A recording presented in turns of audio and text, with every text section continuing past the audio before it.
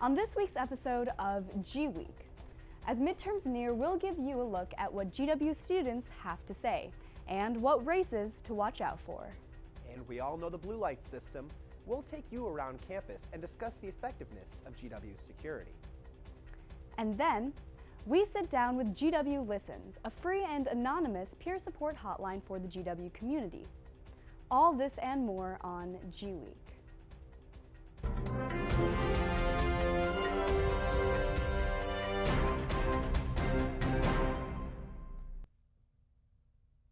Welcome to the show. I'm Ethan Evers. And I'm Vruti Venkatesan. It's officially election season. We begin our show this week with pre-midterms coverage. For weeks now, voters have been sending in absentee ballots and voting early, all in anticipation for November 6th. Reporter Sarah Gregory discusses the importance of participating in this year's election. The 2018 midterm election is just around the corner, and university students across the country are excited to be a part of the democratic process. This year's election will determine the outcome of Donald Trump's final 2 years as president. Although this year's new wave of voters could be a deciding factor in who wins the election, not many young people are expected to vote. Some high-stakes decisions may be made based on the outcome of this election. Discussions about Roe v. Wade, gun control, and immigration reform have been circulating, and the majority of the House and Senate may finally be able to take action for their party. The race is intense in states such as Arizona, Indiana, and especially Texas, where going blue is plausible for the first time in over 2 decades. As Republican Ted Cruz battles it out with Democrat Beto O'Rourke, the vote of the young people will be crucial for the Democrats to take the state. With Election Day looming, tensions are higher than ever. People all around the country are campaigning, canvassing, and phone banking to promote voting. Even with polls and projected outcomes, we will have to wait until November 6th to know if the House and Senate will turn blue or stay red. For GWeek, this is Sarah Gregory. Thanks, Sarah. Here at GW, many students are excited to exercise their right to vote, especially those who are voting for the first time. Reporter Dana Wagner took to the streets of Foggy Bottom to see what students had to say.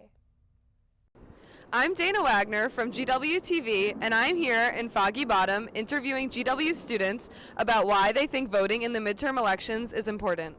Have you voted yet? No. Are you planning on it?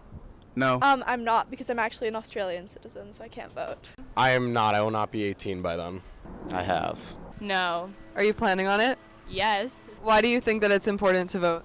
I think it's important to vote because everyone's voice matters, and utilizing this privilege is very important in shaping the future of your community, your state, or the nation as a whole. And so, like I said, everybody's voice matters, and so it's important to take advantage of this privilege.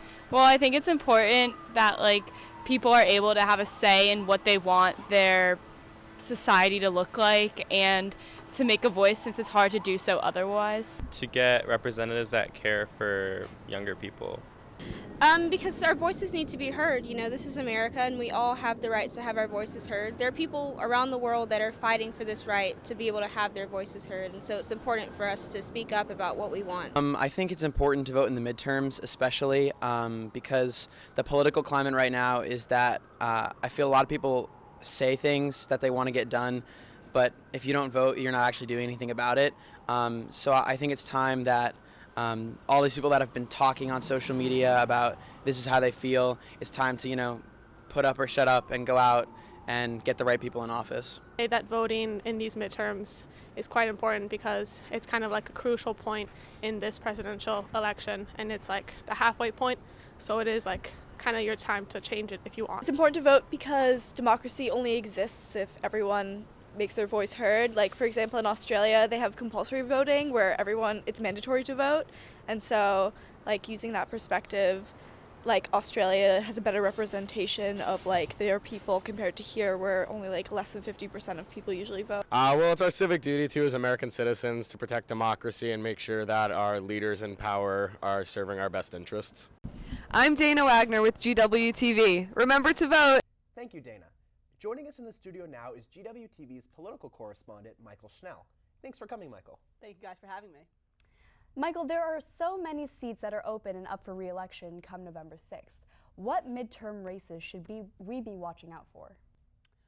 From the day President Trump won the 2016 election, the public, the media, and officials on both the left and the right have been discussing the 2018 midterm elections, looking at how the makeup of Congress could change. Well, the day is finally upon us. The midterm elections are here.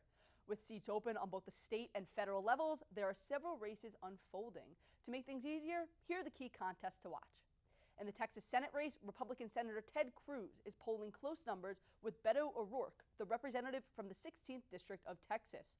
The last time a Democrat sat in a Texas Senate seat was in 1993 with Senator Bob Kruger. Moving over to Florida on the state level, Democrat Andrew Gillum and Republican Ron DeSantis are neck and neck. And keep an eye on the Rick Scott and Bill Nelson race. Let's head over to Kentucky's 6th Congressional District to discuss their House race.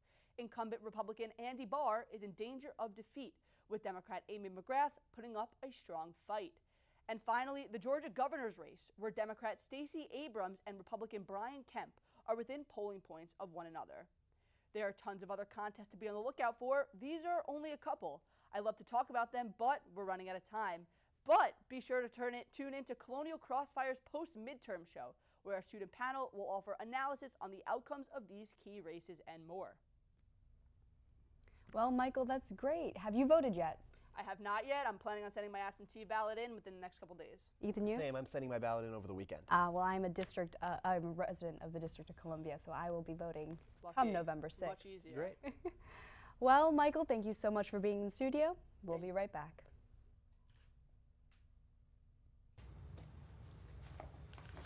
Yeah, so I don't know if I like. Hey, Cole. Yeah.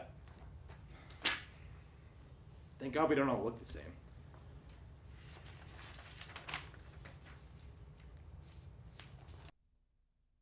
Over a dozen suspicious packages were sent to prominent Democrats and news organizations during the week of October 22nd.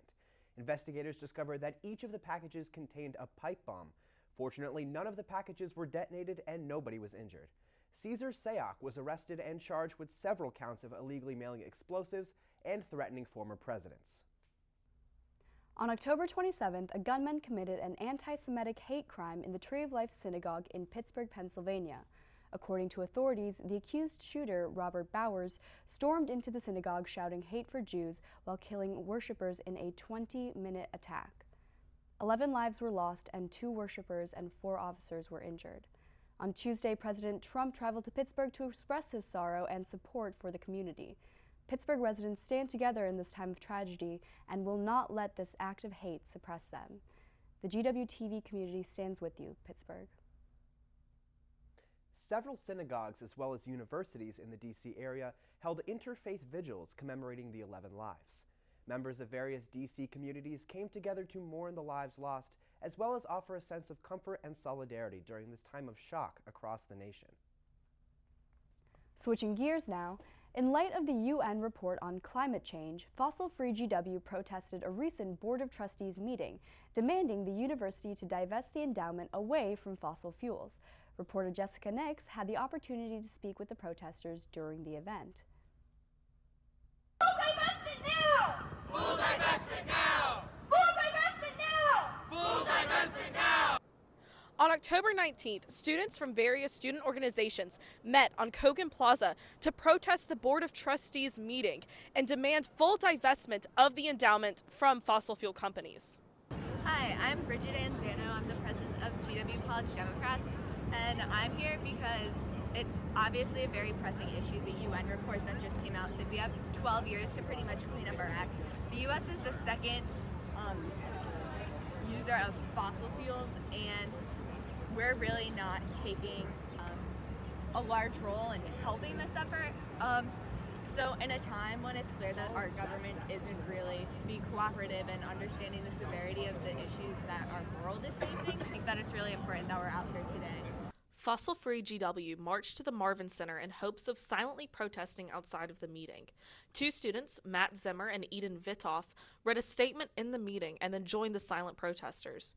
Stating that the protesters were not allowed near the meeting, GW police asked the students to leave the building. After being told multiple times to leave, students began chanting and marching back to Kogan Plaza.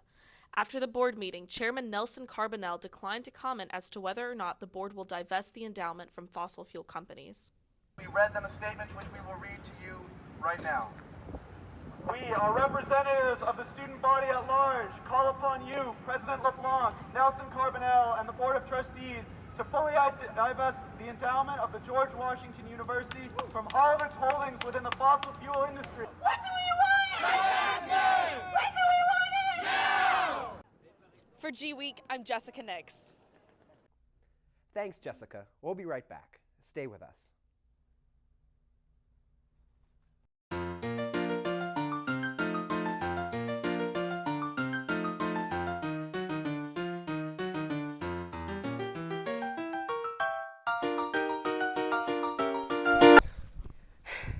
And this is GWTV. You nailed that. Good job, guys.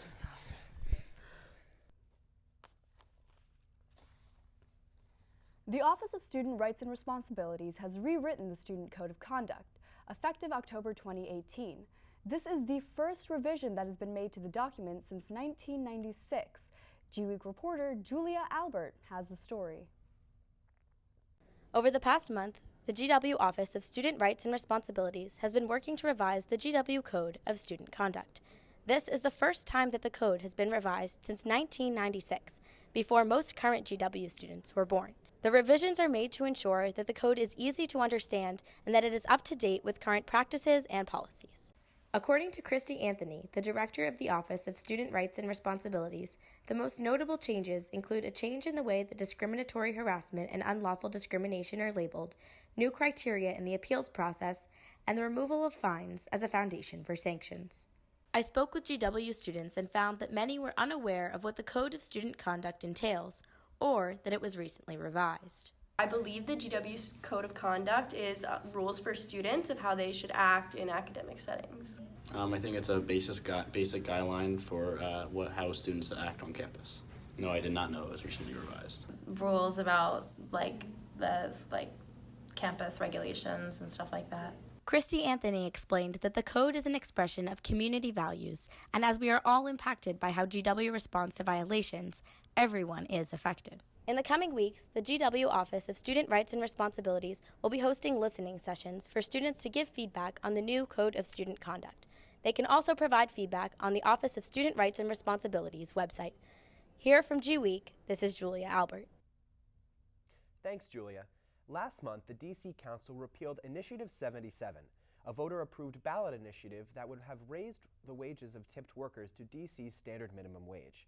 Supporters of the initiative are attempting to hold a referendum to, quote, repeal the repeal. Moving over to GW Sports. On Sunday, October 28th, the GW men's basketball team took home the victory in their exhibition game against Catholic University. The game was close, but the Colonials prevailed with a final score of 69-64. The first official game will take place on November 6th, where GW will take on Stony Brook. For more on the game, check out Unstoppable's Facebook Live coverage. GW often promotes the blue light phones as a primary safety feature on campus. GWeek reporter Michael Beans took a look at the status of these phones and other security measures for students. The GW Blue Lights serve as a student's last resort to contact emergency services and a deterrent to crimes in their areas of influence. But a review of their maintenance casts doubt on their effectiveness to students in an emergency situation. GWeek surveyed all 43 blue light locations on the Foggy Bottom and Mount Vernon campuses. Of the 43 locations surveyed, only 11 were fully lit. The remaining 30 were either dim or completely dark. 5 weren't marked on the maps of the campus, and 7 blue lights marked on the map were completely missing. This could make finding a blue light in an emergency situation difficult, if not impossible, for someone in distress. Many students have realized that blue lights aren't their first option for contacting emergency services. Well, luckily I've never been in a position where I would even be close to using a blue light system. I'm a kid that usually just has her hand in the phone, so I'm usually just on it all the time. So I would just call 911. The university recognizes that the blue light phones aren't a student's primary choice for reaching emergency services. Daryl Darnell said in a statement, "In recent years, we have seen a decrease in the usage of blue light phones. We have no plans to install more emergency phones as the current placement of phones combined with our other security measures provides adequate coverage of our DC campuses. A main resource GW supports is GWPAL, a smartphone app that allows its users to contact emergency services, call for a ride, or even submit crime tips. I do have the GWPAL app downloaded. I was all set up. I think I would just be more comfortable. It would just make more sense just to call 911. Though the relevance of GW Blue Lights has diminished, students can still get help via their mobile phones, as long as they're charged. This is Michael Beans reporting for GWeek. Thank you, Michael. We'll be right back.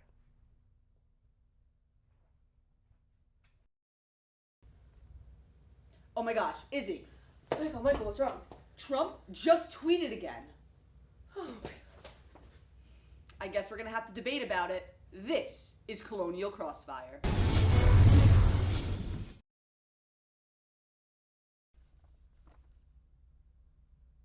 Welcome back to the show. Joining me now is Anastasia Parvankin, the former director of GW Listens. Anastasia, thank you so much for joining me today. Thanks for having me. So please tell us, what exactly is GW Listens? It's supposed to be a peer support hotline. Yeah, so the way that I usually describe it is that it's a free, anonymous peer support hotline. And so what that basically means is that our volunteers are trained peers at this university. They're students. And our volunteers are kept anonymous. And so we have a phone hotline, a text hotline, and an online chat, and so any student on campus can use one of these channels anonymously and connect to another peer on campus. Great. So who exactly are these peers? I know they're anonymous, but are they trained a specific way? Do they have to go through a class? Yeah, so the way that how we basically run the program is that in the fall we recruit people and we interview people, and so we kind of figure all those details out by class registration. So the way that volunteers are trained is through a class in the spring semester, and so that way they can kind of like know what classes they're taking, you know, and add GW Listens into their class. Oh, great. And so in the spring semester we do have a class that's designed to train volunteers for them to be on the hotline, and then they're on the hotline the following fall. So it's about a year-long process to become this peer mentor or person that you talk to over. Yes, correct. It's a year-long process, and even though it kind of can seem kind of long, I do think that people are very committed as a result, because obviously you don't go through all this work to just, you know, not be committed. So I think that we do have high retention and really large commitment as a result.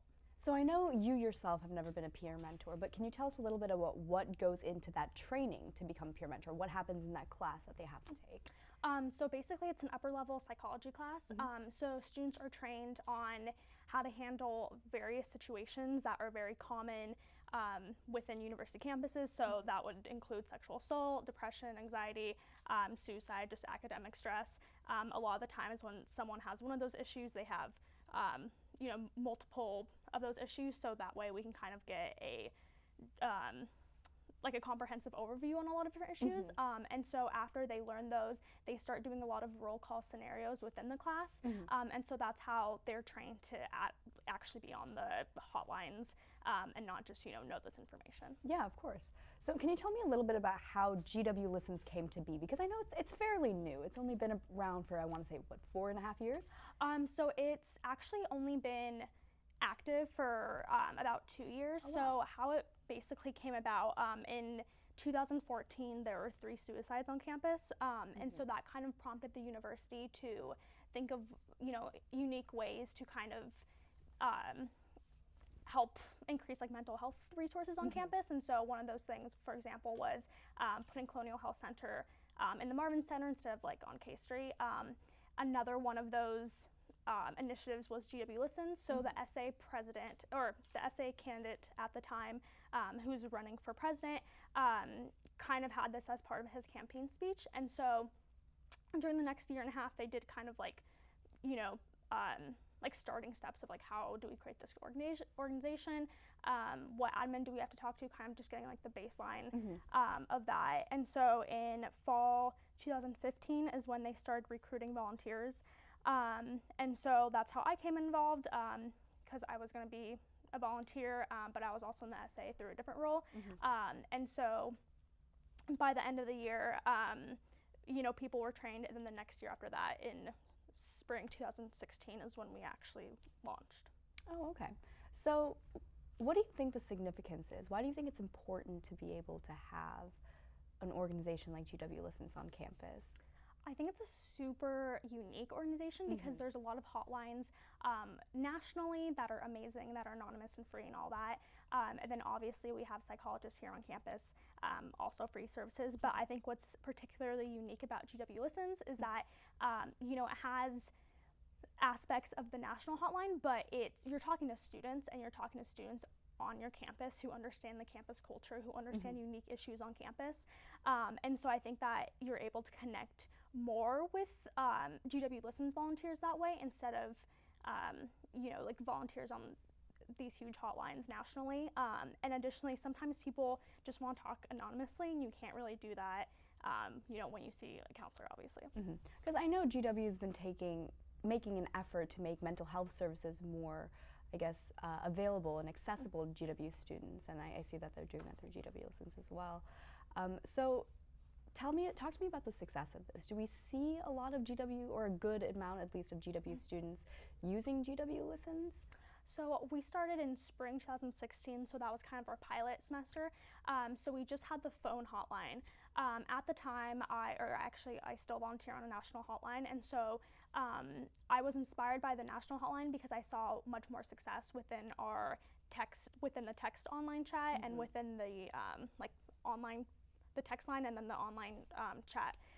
And so I was kind of inspired by that and kind of wanted to bring that idea to GW Listens, because I think a lot of students our age would rather just text out, you know, their issues and feelings than having to, you know, talk to a complete stranger.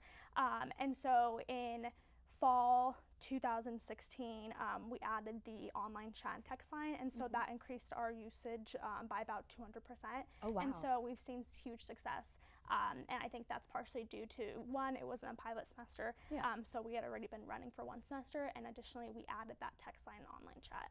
It makes it so much more accessible for people like us who are constantly on our phones. Exactly, and the way we have it set up is wonderful in the sense that anyone can text during the day, and then they'll get an automated message if we're not, because our hotline is open Sunday through Wednesday, 9 p.m. to 1 a.m., and so if we're not there during those hours, even if someone gets a text, they'll get an automated message being like, we're not here, but we'll get back to you. And so when the volunteer comes in that night, they can text back. So I think it's really accessible, and it's just an easy way to just, you know, talk to someone on campus. So what do you think the future of GW Listens looks like?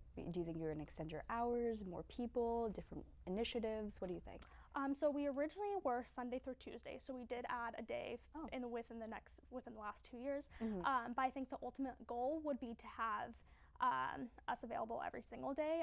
Some universities have had similar programs that have been established for like 20-ish years, which are obviously, they're like the longest running student hotlines, but they are open every single day. And so I think ultimately that would be our goal. And then that kind of comes from multiple components are included in those efforts, but one of them is just having like enough volunteers and enough very qualified and well-trained volunteers. That's great. So we have to wrap up now, but I just want to leave the GW community with this. How can they get in touch with GW Listens or a peer mentor if they need to? So we have multiple ways that you can get our information. So through the Student Association website, that is how the online hotline exists. So if you just go to the Student Association website, on the very top of every single page you go on the Student Association, it has a little GW Listens sign, so you can see on any page on the Student Association. And if you click on that, that has our phone number and our phone number and text line number as well. And we also have a Facebook page, Instagram page, Twitter page. So if you just look up GW Listens on any one of social media platforms, you'll also find us. Well, Anastasia, this was great. Thank you so much for being in studio with us. Thanks for having me. We'll be right back. Stay with us. You guys ready? Let's do it. Yeah, let's do it. Okay, ready? Let's go. Welcome. Wait, do you want me to go or? I thought I was going. No, you go. You go. Sean and Michael want you guys. Okay. Okay, Okay, ready? Welcome to GW. I thought I was supposed to I start. thought I was going to go first. I thought. Here we go. Here comes Parker. Come on, guys. It's not that hard, all right? It's just one line. All right. You guys know the line. Welcome to GW TV. You can visit us at gw-tv.com. See, that wasn't so bad.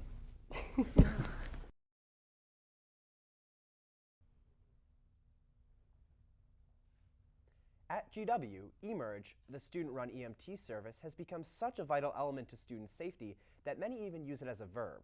Reporter Ellie Palmer sat down with some of the student volunteers that sacrifice their time to keep the community safe. Take a look. 2 floors down in the basement of District House, eMERGE volunteers gather in their office awaiting a call. Let's get to know these volunteers and their motivations and experiences behind their time on eMERGE. eMERGE is a student-based volunteer organization that provides 24/7 medical support to the GW community. So we have shifts that are 3 or 4 hours during the day and then one 10-hour overnight. You show up here to the office. Most of the time we do a truck check, so we check the ambulance to make sure everything is there and in order. And then we just kind of hang out, watch TV, do homework, whatever it is that you have to do, and wait till we get a call. Although rewarding, the many hours students sacrifice to both eMERGE training and volunteering can be draining. We respond to a very wide variety of calls. Some of those include mental health emergencies, and because since we respond on a college campus, some of those can be through like our peers and our college students. It can be a very emotionally draining part of the job. The eMERGE team is a tight-knit community where many students find friendships outside of the volunteer work they do. eMERGE is composed of very, very motivated and very hardworking individuals. It's really nice to have those people who have the same motivations that you do and to be surrounded by that.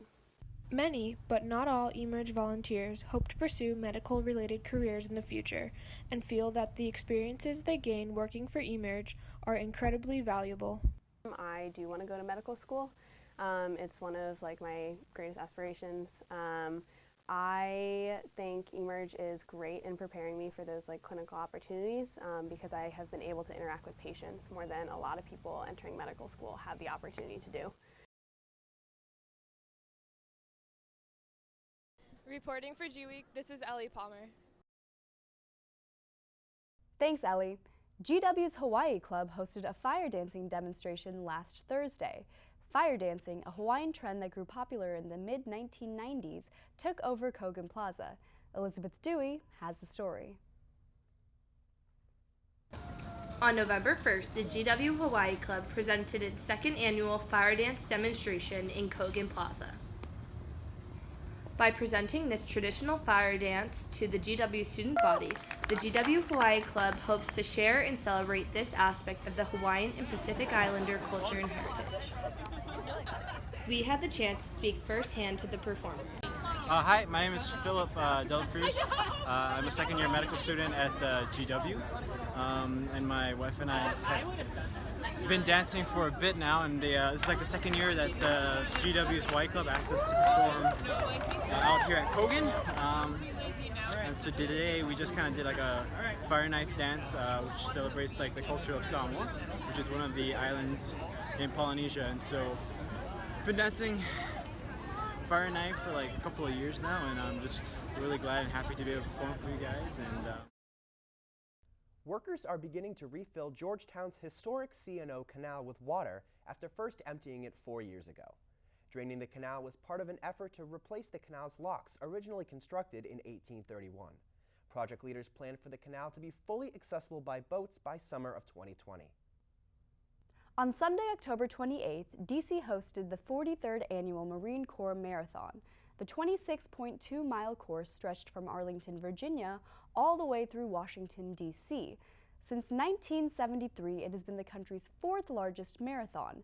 D.C. native Jeffrey Stein claimed first place with an impressive time of 2 hours, 22 minutes, and 49 seconds. Well, that's the end of our show. Until next time, make sure to check out GWTV on our website at www.gw-tv.com.